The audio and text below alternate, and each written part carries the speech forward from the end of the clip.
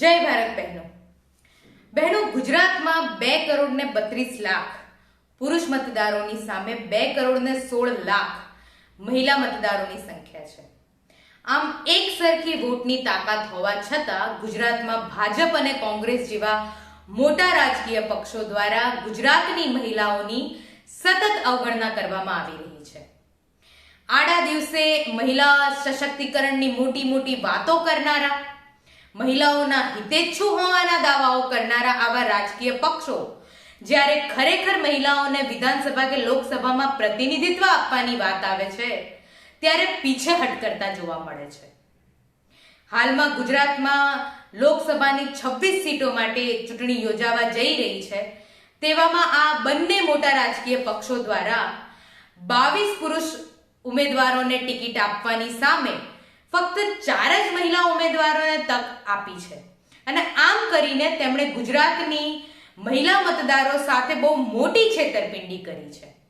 અને બહેનો, આ બધા જ રાજકીય પક્ષો આપણી સાથે આવી છેતરપિંડી ત્યાં સુધી કરતા જ રહેવાના છે જ્યાં સુધી આપણે ખુદ મહિલાઓ આપણી વોટની તાકાતનું મહત્વ સમજતા નહીં થઈએ.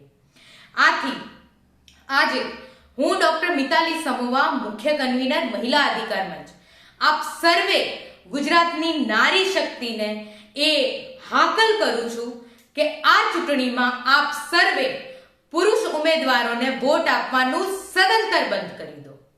આપના વિસ્તારમાં જે પણ મહિલા ઉમેદવાર ઊભા હોય તેમને તેમની જાતિ, ધર્મ, અટક કે પક્ષ જોયા વિના ફક્ત મહિલા હોવાના ધોરણ ઉપર જ વોટ આપો. અને જો આપના વિસ્તારમાં એક પણ મહિલા ઉમેદવાર ઊભા ન હોય તો તેવામાં બધા જ પુરુષ ઉમેદવારોને રિજેક્ટ કરીને તેમના નોટા ઉપરના બટન ઉપર વોટ આપો. અને આમ કરીને આ બધા જ પિતૃસત્તાના વાહક અને મહિલાઓના વિરોધી એવા રાજકીય પક્ષોને રિજેક્ટ કરો અને આપની મહિલા શક્તિ તરીકે મહિલાઓની વોટની તાકાતનો પરચો બતાવો. જય ભારત.